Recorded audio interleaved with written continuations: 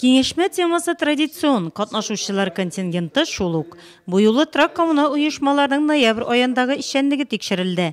Күптәнге гадәт буенча шәһәр башкарма комитеты җитәкчесе Нәгыйм Сафиуллин узган кеңешмә беркетмәләре буенча отчет тотты. Башкарылган үтенечләр, башкарылып бетмәгән гөзерләр, беркетмәнең һәр позициясе буенча анализ ясала. Руководству управляющей организации от имени жителей объявлена благодарность. Трак коммуна хезмәтләре өчен түләүләрне җыю, доклад анализлы, дәлилле чагыштырулар һәм мисаллар белән тулыландырылган. Контингент должников в нашем районе подразделяется на халявщиков, то есть это просто те, которые 3 месяца могут не платить.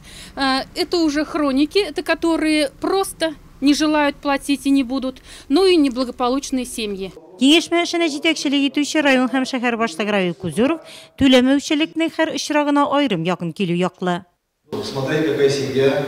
Это очень тонкий момент. Проводя проверки, смотрите, не перегните палку. Гибкий подход – это досудебное разбирательство, то есть претензионный порядок в виде рейдов, которые графики утверждены исполнительным комитетом города и Нурлатского муниципального района уже по сельским поселениям по сбору мусора. Ну и судебная работа. Бүгенге көнгә Нурлатларның трак коммуна хезмәтләр буенча бурычы 23 миллион 682 мең сум, 4 миллионы су, 8 миллионнан артыгы җылылык, 1 миллион ярымлабы көнкүреш калдыкларын чыгару буенча һәм башкалар.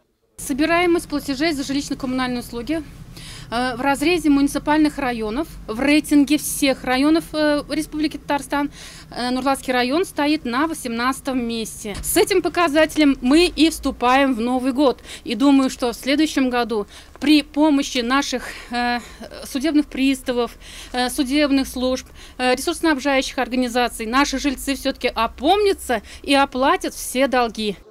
Кеңешмәдә шулай ук трак коммуна хуҗалыгы дәүләт мәгълүмати система порталында Нурлат идарәче оешмаларының мәгълүмат ачыклыгы турында сөйләшенде.